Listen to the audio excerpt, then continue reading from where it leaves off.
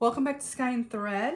It's been a little while, but I'm back. I've been just busy with the holidays like everyone else. I hope everyone had a good holiday season, whatever it is that you celebrated. I know a lot of us are pretty eclectic and we're all over the place. So whatever it was, I just sending you all my love and blessings this year. Today I wanted to do another video about what decks I want to work with for the next season, for the next 3 months, for winter going into spring. And I got a couple new decks, definitely some old favorites I'm bringing back. And I don't know, I don't have all the boxes with me today, so when I don't have a box for the deck, I'll probably try to just put it up in the corner, a picture of it so you guys can see. But I feel like the cards are probably the most important thing, so you know how it goes. Yeah. So I got like 1, 2, 3, 4, 5, 6, I think 7 of them today. So we're gonna start with the Alice in Wonderland Tarot deck. Winter is kind of dark for me, and you'll kind of see that represented in a lot of the other decks, but I also felt like I needed to lighten things up. And the last time I bought an Insight Editions deck, it was The Nightmare Before Christmas, and I was very disappointed in it. I heard good things about Alice in Wonderland. It is one of my childhood favorites. So kind of to appease my inner child in these dark and dreary months, I wanted to try out this deck.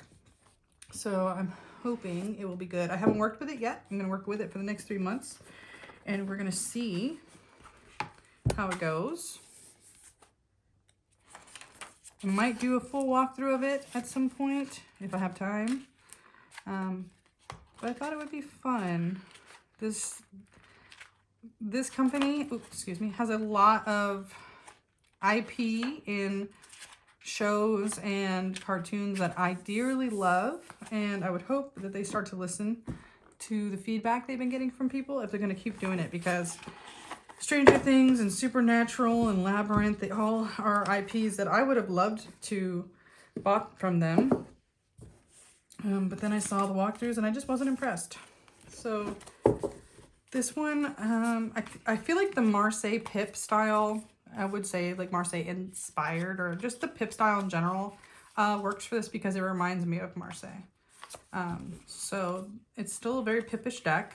I think most of their decks are kind of Pippish, but I think the Pips are beautiful in this one so far from what I've seen. So I'm excited. Again, the only thing I don't like lately, and it's just a random gripe for me, is renaming of suits. I know in this one, they, it's going to match the artwork, except for the door matching the teacups. I don't know. So yeah, so sometimes I wish they would still just keep the prominent RWS names if they're following an RWS system. I used to like the difference, but as I've gotten older, maybe I've just like to simplify the way I do my readings. So that's just a gripe for me. Just like calling the High Priestess the Mystery. I understand why they're not calling it the High Priestess, but just for reading purposes, it's a little easier. I don't have to stop and pull myself out of my reading to remember, oh, this card represents this, because they changed the name. Because they didn't change the meaning. If you're going to change the entire meaning of the card in its own system, then I totally understand. But if you're just RWS system and you're going to call it something else, I just don't know how I feel about that. Suspension for the, oh my God, my brain. The Hanged Man, it kind of makes more sense, but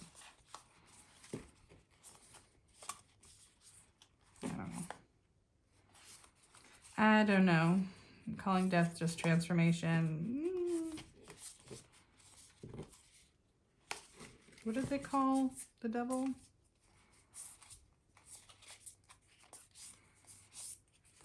Hold on. Let's go through here real quick. Here for the lovers. Which, that's inclusive. I don't hate that. Suspension, transformation. Or was he the devil? Hold on.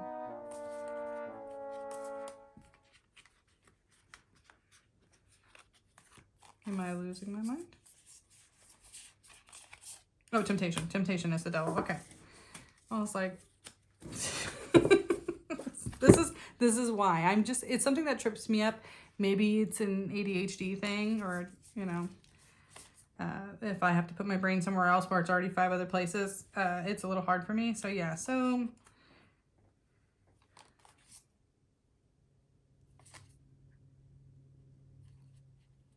death and the devil, kind of, I get it, but I don't know if I'm super, I mean, this is definitely getting to be nitpicky. But yeah, that's just probably the only thing that will hold me back on this deck is all the renaming of things.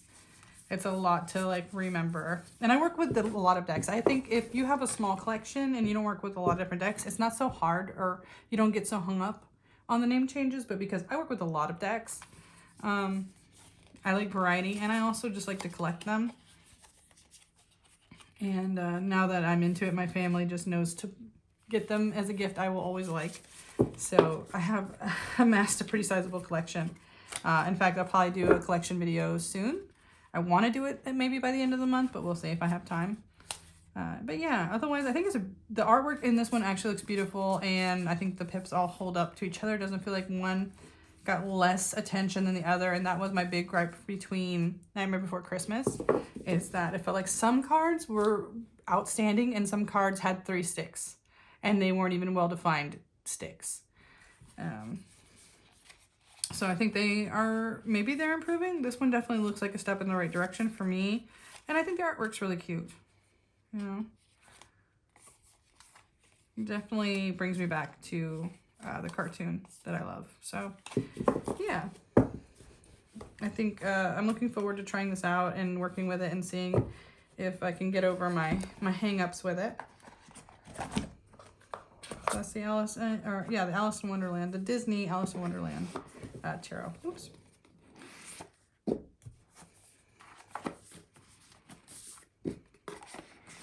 Okay, so that's number 1. That's the first deck I want to work with this season. Let's see if I can put that up there. And then this is another brand new deck that I would love. This is an Oracle deck. It's not a tarot deck. I think it's the only Oracle I have in this set right now.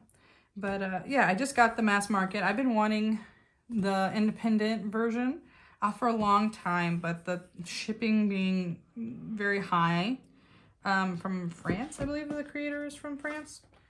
I just kept talking myself out of it. So when I saw it was going to mass market, I pre-ordered it so fast. So I was waiting for this to come in. I know there's a bunch of walkthroughs. I'll probably still do a walkthrough just because, you know, I have my own opinions. Beautiful book, obviously in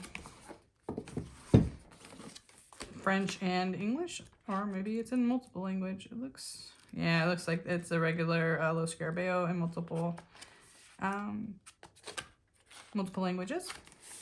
But it's a nice size book. I like that it's a big full-size book. Backs look nice. I saw someone, I don't know if it was the Truth and Story edge there's in like the deep green that kind of matches the backs, and I thought that was so gorgeous. I was like, I'm gonna have to steal that idea. Another tray box with a ribbon, which I like. I mean, I don't care for trays, but at least with a ribbon makes it a little easier to work with. And I just love the archetypes in this deck. I think they're beautiful, and I was just really inspired from the moment I saw this deck to use it in a unique way. I'll probably build readings completely off of this deck because I like being able to pull like a main deck and then having familiars that are like clarifiers for it. So if I were to say pull the healer and then pull like 2 or 3, you know, cards that would expand on that, I kind of like that energy. Or having, you know, a 4-way reading with them in that kind of way. I usually don't like strict spreads. I'm definitely just I read what jumps out kind of reader most of the time. But the way this deck is built just really inspires me to do more with spreads. So I like that. I like that. Maybe it'll open a new chapter in my style of reading. I do notice with oracles, I think I tend to do more spreads because while tarot has an innate structure built in, oracle is more open and free. So I think the spread style with oracle gives me that structure I'm looking for. But with tarot, I actually hate using spreads. So I don't know. It's just a difference in the reading styles. But the artistry in this, the women through the ages, oh my gosh. And then I tend to work with Hecate as my chosen goddess the most. And when I saw this Crossroads card, I just fell in love with this deck. I had to have it. So I want to work with this as much as possible in the next 3 months. I definitely would look forward to doing some kind of walkthrough with it or flip through with it, just because I want to talk about this deck as much as possible. I feel like and also I just want to look at it. I want to have an excuse to look at it, so, you know, it can't just be me, right? But yeah, the Witch's Compendium, or a Compendium of Witches, excuse me.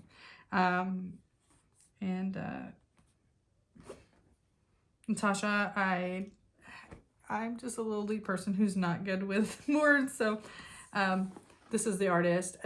I follow their artwork on Twitter. They're a beautiful, they have a beautiful, beautiful catalog of work, and anytime they put out a deck, I'll probably buy it just because I love looking at their art.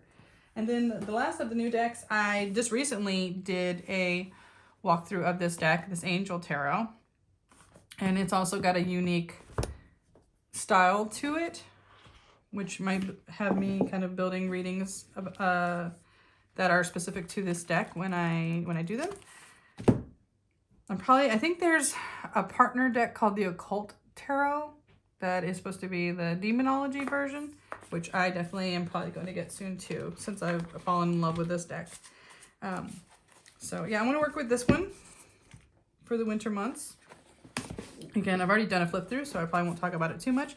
It's got like Solomonic seals on the back, and then angels, and they have their own, you know, the angel name, the card affiliation, and then they kind of have like a small blurb about like what this angel helps you accomplish or is associated with, and all kinds of talisman and symbols to work with. So I really, really like it. I just find it very unique and very interesting.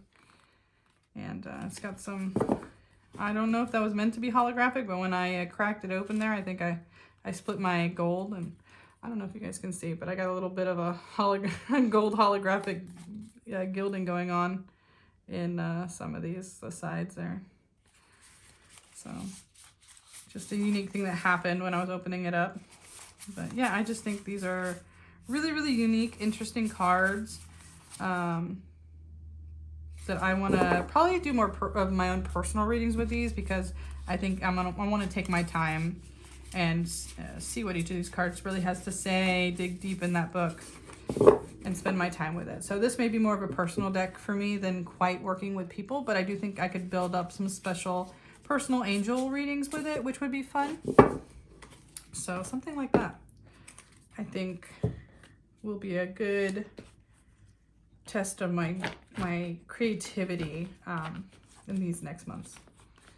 Ooh, my ribbon is bending. Okay, so this is the last one with a box that I have out here. The rest don't have boxes because they've been in my collection a while and I've already worked with them quite a bit. But I feel especially called to work with them for the next like 3 or 4 months. And first one is Tarot of the Toiling Hands. Probably because black and white really calls to me during the winter months. You know, I tend to like more colorful things probably during the summer or spring, but during the winter it's quiet, it's toned down, and I don't know. I also love tattoos, and I love the tattoo artists and their whole story behind kickstarting this deck. Just absolutely beautiful, intricate, ornate cards. And yeah, for me, this is the winter vibe This is what I think of when I think of winter. Just something stark and harsh contrast, but still beautiful in its kind of cold way. I guess that's the energy, is like a cold energy to me, you know? So yeah, I love Tarot of the Toiling Hands. I'm pretty sure she has it for sale on her Etsy. So it is, I believe, still an independent deck, though I am hugely surprised no one has come to her to mass market print this deck, because honestly they should. It's just so gorgeous. So gorgeous. And I love all the titles.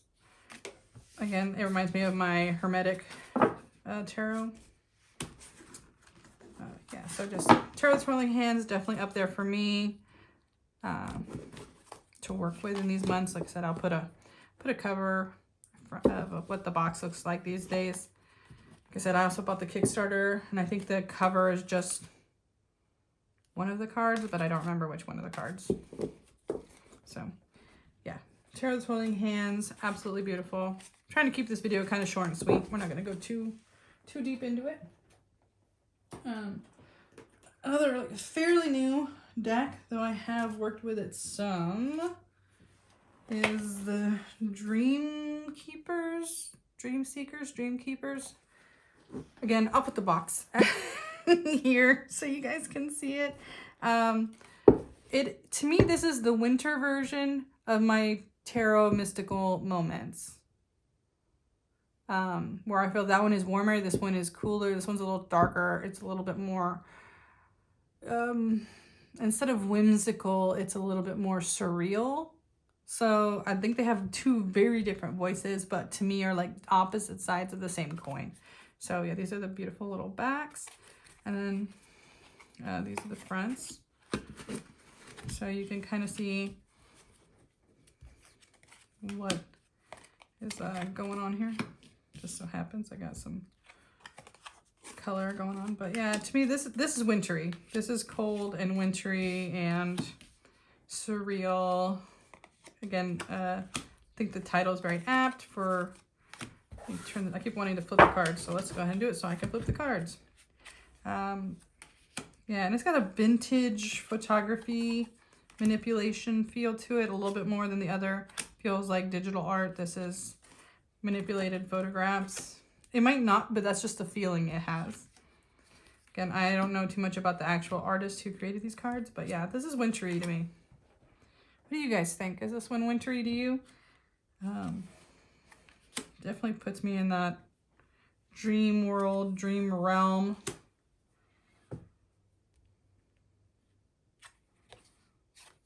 It's funny, I'm playing a D&D campaign called The Curse of Strahd, and it's in a place that's called like the Shadowfell Domain of Dread, and that definitely feels like this to me. Like this is one of the shadow pocket realms or something. Kind of looks like it's dark and, well, I guess maybe like the Hierophant especially is like a dark teacher to me, you know.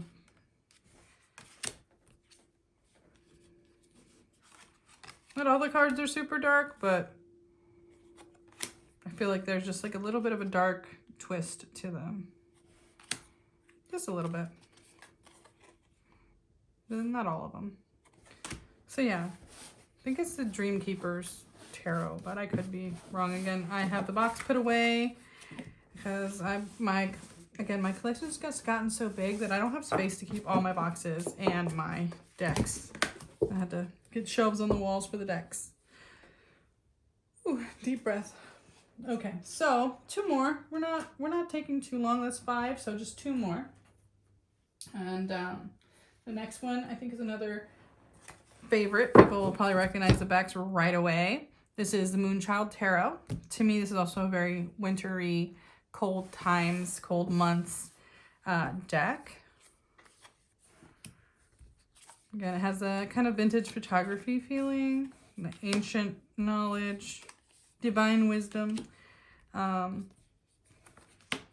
there's something about it, just like, again, the tones. I know there's a new one she's released, is either recently released or about to release. I think it's in pre-order for a new Moonchild, and oh, I'm so excited. I need to have it. Like, the re-release between the True Black Tarot, the 5th year edition, limited edition, the new Tarot of the Holy Spectrum, and the new Moonchild. It's like all my favorite decks are having re-releases or new versions, and I'm losing my mind. I'm like, I only make so much money, guys. I only make so much money. Please, please give me some like space between these releases. I need them. I need them all. So my partner, I'm sure, is losing his mind every 5 minutes. I'm like, I need this one, and I want this one, and I need this one. And he's like, what? So yeah, this is beautiful. But to me, the colors are very cold. And again, it's another big, open, like spacious feeling deck where kind of when I think of winter, I think of like the frozen tundras and fields and just, I don't know, everything to me feels wild and open, you know? Summer months to me feels like everything's in bloom, everything's like tight and close-knit together and, you know, working together, where, you know, winter months, everything's cold, everything is open and airy and, you know, also bright at the same time. You know, does anybody else feel like the sun, if sun is brighter in winter months, is it just me? I feel like even here in Florida where it's still green, the sun just, it's like impossible to even look in the direction of the sun in these months. But yeah, so I think looking at this deck immediately, you know, the color choice sends me that way. But I like that it's very divine feminine. I think too, Compendium of Witches is divine feminine, so I might be just also in that place. You know, Tarot of Toiling Hands is created by another female artist, so could be that I'm in my time of like self introspection and self-reflection and stuff like that, so it could be why I'm drawn to these decks as well. Very, very feminine. So yeah, this is my Moonchild Tarot, and I'll definitely be working with this a lot in the next couple months. Also, I think it's really nice for love readings. And the last deck, I intentionally brought it out because of Valentine's Day and love readings. So, I mean, that one is just like, I'm like, yep, I will be using the next deck all of February. Oh, and like I said, this is also feminine, female, actually multiple female creators, so. I feel like in tarot, it's not like, in tarot, like that's kind of the norm, that it's a kind of a woman's space in a lot of the creative space of it. So maybe that might be why I like that Angel Tarot too, because it seems a lot of masculine energy in that one. So it's not all just the same, but yeah, a lot of it. Sorry, boys. Okay, and then, yeah, so this is, oh my goodness. And I just put the box away.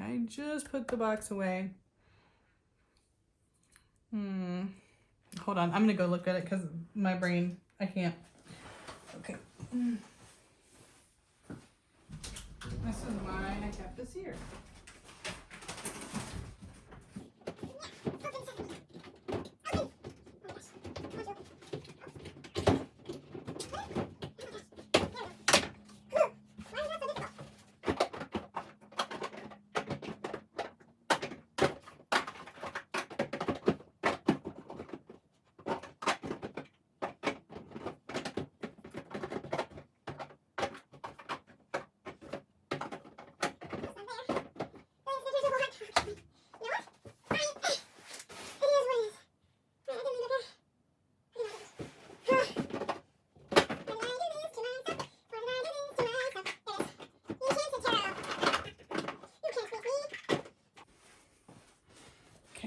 I cannot be defeated. Okay, I'm back. All right, so yeah, had to dig out the box because I was just drawing blank on this deck. It's the Enchanted Tarot. This is the one that when I saw it, I was like, oh, this is going to be great for love readings in February. So it's got a very storybook feel. Again, I guess I'm in my like vintage photography era. I love the backs. I love the Marseille cut to these. I will say, I bought this in a bookstore. It's all March Sweetwater Press. It looks like it's all legit, but when I tell you that the quality of the art on these cards looks low, I guess, compared to a lot of other decks I have. Could be like due to the art of photo manipulation. Some of these aren't as retouched, but I don't know. There's just an aspect to this art that's grainy to me. And that's the only thing that's like holding me back. I want to love this deck so much. Okay, it's not even barely shuffled, is it? I want to love this deck like so much. But there's just an aspect of it feeling like the artwork just doesn't look as HD as a lot of decks are these days. And I don't know, maybe up close you can see more of what I'm talking about. I don't know.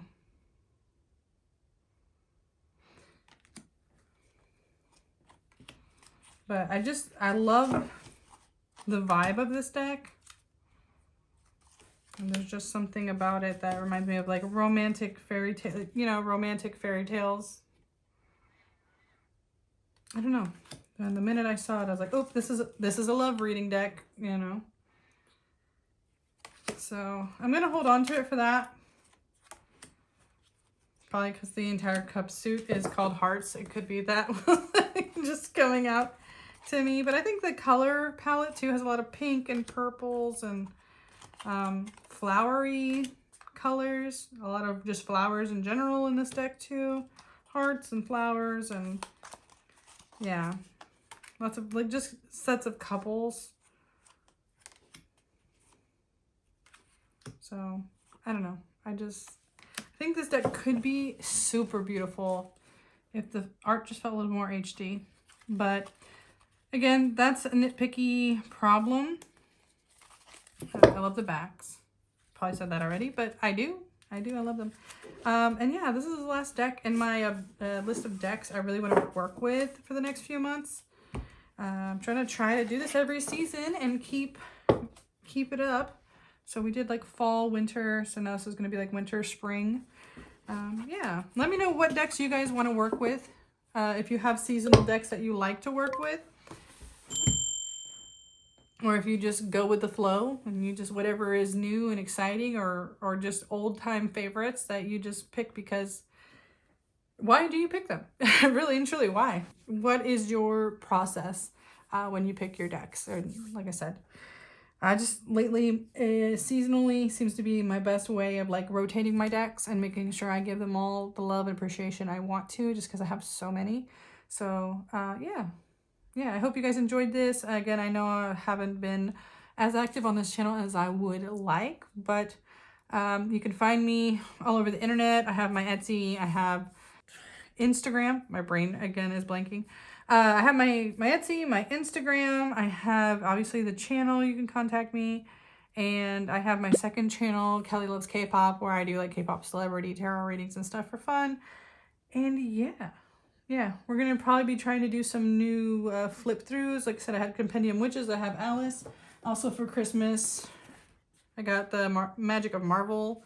So I'm excited about that. And this long time deck that I've been in love with, which is a Tarot of Vampires. Again, I've also been in my vampire fiction era, rereading like Vampire Chronicles, Brian Rice, and my Charlie Huston Already Dead Joe Pitt casebook series, which is like dark, noir, gritty. If, you know, don't read it if you don't like curse words and graphic depictions of adult times. There is no holding back in that book, but that's what I love about it, is it's very like dark, gritty, mystery noir style. So, and like I said, my whole D&D campaign is also a vampire mystery. So there you go. I guess winter means vampires. I don't know. But yeah, so look forward to these flip throughs and Compendium Witches and the Alice in Wonderland. I'm gonna get those done over the next couple of months. So that'll probably be my other like winter videos coming up. So yeah, let me know how you guys have been. I miss you guys, and I'm gonna try to keep busy and keep in touch with you guys as much as I can. So see you soon. Bye.